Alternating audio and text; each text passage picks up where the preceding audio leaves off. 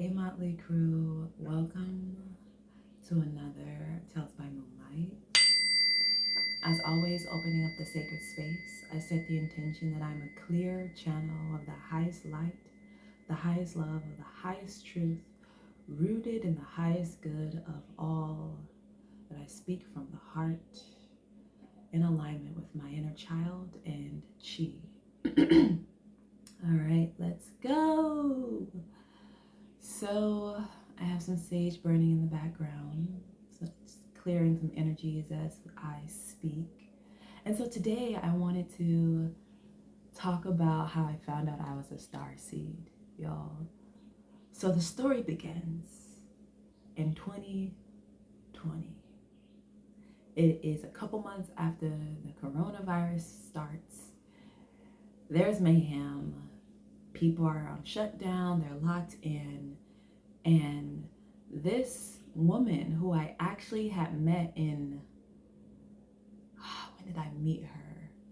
I met her on 2014 while I was studying abroad. And I was studying abroad at this time, where was I? I was in Florence, Italy. And during my time studying abroad in Florence, Italy, I would often take like trips to other like countries and other cities. So what country was I in? You know what? I don't really remember. Oh, was it Hungary? Was it Budapest? I don't quite remember which country I met her in because I was all over the place. I'm going to many different countries in Europe.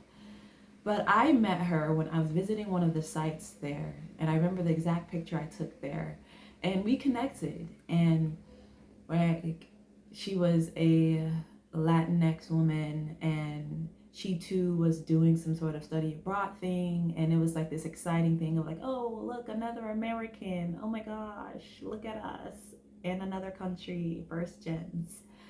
And so I connected with her then, and we exchanged information on Facebook because that was the thing back then to do. And I kind of forgot about it. And interestingly enough, she popped back up on my Facebook. Having had quit her job, she had gone through this whole spiritual awakening. She quit corporate world, and now she was doing, alchemy and high magic and teaching people how to tap into their intuition and all of these wonderful metaphysical, esoteric teachings and journeying. And so she was having a retreat. And something in me was like, okay, you gotta go to this retreat. And I was second guessing it because, it's Corona. It's the height of Corona. It's 2020. And I don't know if I'm really ready to take that risk. But something in me was like, this is for you. And so the retreat was about reconnecting back to one's creativity, to one's cosmic star ancestors, as well as learning metaphysical practices associated with fire, light, and water. And I was just like, this is an amazing opportunity. I, at this point, was very, very new to the spiritual, metaphysical alchemy journey, and I was open and ready to learn. And it was going to be at Joshua Tree, and from the retreat we were going to be in Joshua Tree, which is a site of a lot of high vibrational energy. It is a portal. Joshua Tree holds a portal of high vibrational energy. So when you ever go to Joshua Tree, you will feel the vibe. It is very different and it's unique. And so I was like, you know what, I'm gonna make it work, because I'm being called to go to Joshua Tree on this retreat with this woman I met in 2014, and it's 2020. Let's go. So I was like, let's sign up. So I sign up and I get on the flight, hop on, get to Joshua Tree, and I notice I'm like the only person wearing a mask. And at this point, I was pretty paranoid about coronavirus. And no one else was wearing a mask. There were no testing. And the rationale was that we were all protected, and that if we were to get corona, it was because our soul had contracted to get it. But I, at that point in time, was not aligned with that line of thinking. Not aligned at all. So I was like, I'm gonna wear my mask the entire time. I don't care. I'm wearing it. So I was the only one who wore a mask the entire time, both inside and outside, because I was just like, I'm not getting coronavirus. I'm not risking it. I don't care if it's divinely guided or aligned and people so chose to get it and die at that certain time. It ain't gonna happen to me. I'm not doing it. And I felt so alien being the only person wearing a mask out of this group of like 10, it was like 11 of us there the entire time. I didn't care though. I was still gonna wear it. And so that was like the start of the retreat. So I already kind of felt like an outsider. And so during this retreat, I noticed, as always, like when I'm often in these spiritual or metaphysical or magic spaces, I tend to be either one, the only Black person, the only queer trans person, and the only person of my age. And that rang true, especially being like the only Black queer trans person. And I say that because many of these spaces are heavily populated by those who are in white bodies and consider themselves women. And so I just noted that. And I was like, noted. Part of what I would love is to have more of diversity, to bring more of these practices and understandings to a wider group of people who may not have access, because this retreat was kind of expensive. It was like $2,000. And that can often block access to this knowledge and information that I'm not going to say that it should be free, because the person who held the retreat paid for this knowledge, worked for this knowledge, traveled around the country and world to gain this knowledge. But I do think it should be more accessible. So anyways, we go to Joshua Tree at night and we end up doing a ceremony. I believe it was a full moon during this time, which, full moon and could be the height of spiritual abilities, intuition, releasing, connection with the unseen realm. And so she's leading us through like a journeying meditation to meet our cosmic ancestors. And at this point, I have no idea what that means. I'm really not educated about starseeds or aliens. Not on my radar. I'm just like here doing it just to see what happens and what pops up, because I was guided to. And so, during my journey, I'm in space, and then I see this like lion, majestic lion. It's like a white lion with these huge wings, and they're like, come on, hop on. And so I hop on the lion's back, and they're like, we're lions, and we're always gonna be here for you. And I'm like, what the fuck does that mean? What is a lion? What is a lion? Who knows? So, they take me to this, I don't know what, it was a planet with rings. And now I recognize it was Saturn, y'all. And this is actually right before my Saturn return.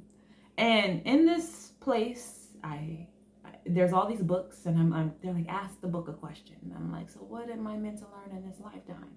Open the book, and there's a word, humility. And I'm like, there's blood and all of this stuff coming out of the book, and I don't know what that means. I'm like, all right, okay. My Saturn return kicked my ass, y'all. If I did not learn humility during my Saturn return, I don't know when I ever will. It definitely was a humbling experience for me, and it was a lot of tears shed, and the blood represented death, but I will talk about that another time.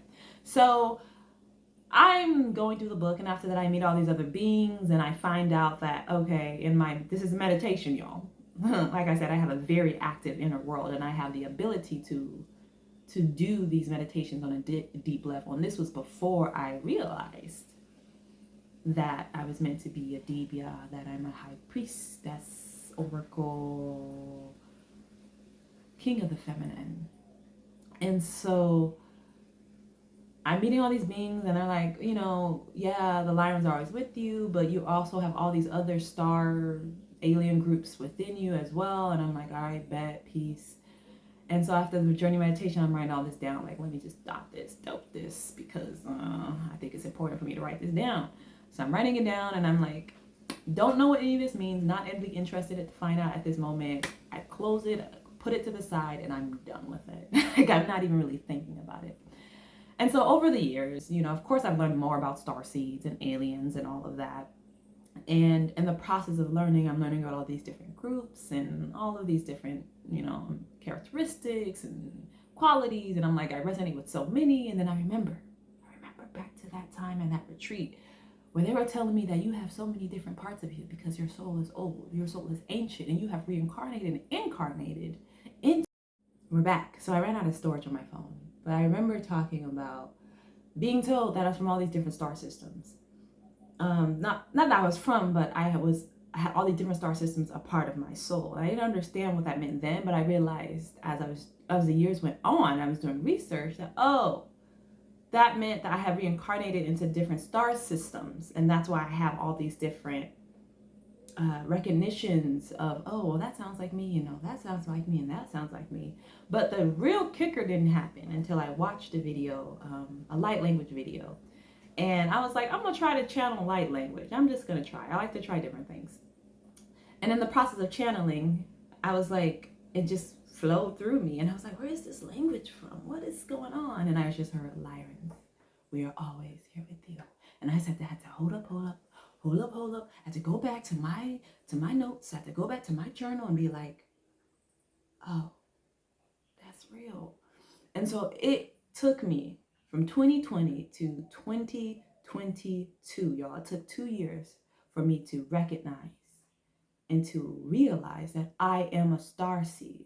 It wasn't like an automatic overnight, like, yeah, my soul is from alien origins. No, it took me some time because I was going through, during those 2 years, I was healing trauma. I was doing deep shadow work. I was doing deep inner child healing. I was going through initiations to be a dibia. It was all of a lot going on during this time period. And so my starseed awakening didn't come until last year when I realized and was conscious that I had abilities that came from my soul ancestors, and that my soul ancestors were in fact different from my DNA ancestors, and that I could tap into my soul ancestors because they said they were always going to be there with me. And so that's how I learned that my soul is from Lyra origins, as well as getting other dreams along the way that confirm this. Like I had one dream where there was like all this music and art, and there was this big harp just in the middle, this big harp. And I was like, what does the harp symbolize? I don't understand why I'm dreaming about harps. And I looked it up. Lo and behold, the Lyra constellation is of a harp. And so that was the way in which I was able to put together and to awaken to the fact that I am a starseed. And it made so much sense because as a child, I would often look up to the stars as a kid and be like, that's my home. I don't know what this earth thing is, but this ain't it. And I was so confused as a kid as to why I was human. I was like, I didn't feel human. I felt other. And it made sense because I'm not a human soul. My soul is of alien origins, and I have incarnated into different star systems, and this time onto Earth, onto Ana, to help the collective heal, release, ascend, and transform themselves and their lives so they can be the best selves. And also do some things on a soul level that I've always wanted to do that I didn't get an opportunity to do. But before this, I was chilling in another soul star system, which I'm not going to name here. But I was chilling. I was fine. And so me being here was a series of events because of the time period and of what I wanted to experience as a soul, as well as I will mention the unique set of gifts and skills that I've accumulated from having so many incarnations. Lyrans were the oldest star seeds one of the oldest star seeds to inhabit this universe. And of course, they are created by source. So when I'm tapping into the Lyrans, I'm also tapping into a higher dimensional energy, cosmic energy, which is connected to source energy. And so Lyrans exist on the 12th dimension. We are on the 3rd dimension, and I have ascended to the 5th dimension, entering the 6th. And so through them, I have been able to access different levels of awareness and consciousness, as well as information and knowledge about this society and the history of mankind, and where I was on a soul level. Like, I was definitely involved with Atlantis. That's something I learned in the history of Atlantis and why it fell and why it actually got destroyed and what actually happened. And being led to all these bits and pieces of information that exist across different cultures that explain the ancient history of our humanity. And so that's how I learned I was a starseed and was able to begin to start connecting to my starseed ancestors. I like to call them my cosmic ancestors. In addition and alongside my DNA bloodline ancestors. Is there anything else I want to talk about my starseed background?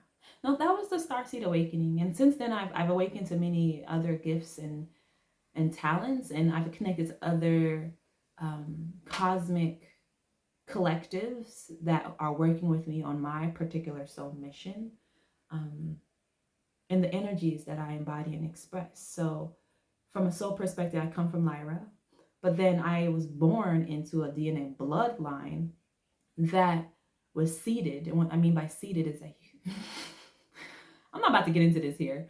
Humans were created in part by cosmic beings who exist on higher dimensions, and thus humans thought they were gods and goddesses, but they are cosmic beings, they are aliens. And so my bloodline was seeded, the Igbo people were seeded by those who came from water, from Sirius B. And so I have a deep connection to Sirius B through my bloodline, and thus a deep connection to those beings from Sirius B who originated from places like Mintaka that no longer exist. And so putting all of these pieces together about my soul ancestry, but also my DNA bloodline, because we are all seeded by some sort of group. And so in our blood, there's actually, on a DNA level, that junk DNA is actually DNA that is of alien origin and has a purpose. When you start to awaken, it too begins to awaken and activate. And so my starseed awakening has been the understanding of myself on that level, but also the understanding of my origins, and also the understanding of this world and society, and literally bursting my head open and being like, wow. If I had not left the church, I would not have gotten here, because all of this is considered to be the devil and the demons and all of it. And the thing is, like, when I connect with my starseed ancestors, when I connect with the Lyrans, they have so much love for me. It's always love, always love.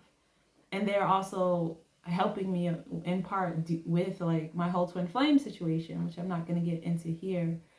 But like, that has been knowing that like I have a twin flame who is also of alien origin, and that we're meant to do this thing in this thing called life together, not just as partners, but because of a shared mission. So yeah, that was how I found out I was a starseed. It started in 2020, y'all. I didn't believe it, but now I'm like, yeah, that's why I've always felt so foreign and strange in this human body. Although, I'm really liking this body in this incarnation. It's pretty cute. We're cute. Very, very, very much so. I'm really liking and enjoying. Even though sometimes being in my body feels hard for me, because I'm just not used to being in such dense energies. Like, as you go down into the dimensions, things become more closely packed and denser. And as you are in higher dimensions, the energy particles are more light and spread out and are faster and more airy. And so incarnating into human body is also just uncomfortable. And it's taken me some time, and I'm still not there yet where I have to be in my body. Being in my body is not comfortable all the time. I'd rather be up here. And it's so interesting as I say this now, because I remember also was it 2020 or 2020, I did like a group psychic reading when I was starting to like awaken to my spiritual abilities and psychic gifts. And in the group psychic reading, she was like, you are from the celestial realm. You have 1 foot in the celestial realm and 1 foot here, and you're just awakening. You're at the beginning of your journey. And I was just like, well, how does that make my mind? And now I realize what she meant. Like, I as a dibia, as a mystic mediator between realms, I definitely do have one foot at all times in the higher realms and one foot in these lower realms. And it's taken me some time, and there are still some times where I still have to rebalance myself, because I'm sometimes in the higher realms all the time, and sometimes I'm like strictly in the like material, practical, physical world, and coming to a balance and being able to be in harmony between those realms has taken practice. It has taken practice. And it is a constant practice, because finding balance between these two very disparate, different energies can be difficult in a world like this. And so I'm gonna stop there, because I feel like I've gotten off topic. But that was my whole starseed like a journey. And I know there's so many of y'all out there who are curious about where you come from. And I don't think come from, I'm not talking about just DNA, but like from a soul level, where you come from. Because there aren't just starseeds or cosmic beings. They're the fairy realm. You could have fairy a lineage. There's the angelic realm. You can have the angelic lineage, which I do. I got connections, let's say that. But I do have also connections to the fairy realm. And so there's all these different realms in this world that you can, as a soul, be from. And so being able to get like a soul reading or a Akashic soul reading, or do a hypnotherapist session to find out this, or even to just start to communicate with your spiritual team and see what is communicated back to you, is one way to do this. So there are so many ways, so many ways, but this is just my experience I'm talking about. And as always, whenever you are listening to this, thank you for taking your time and your space, for being here with me. I don't ever take it for granted. I am grateful. Remember to breathe. Take a couple of deep breaths from the belly, letting it out the side. Drink water. Hydrate. I'm going to do this right after this. And take care with love.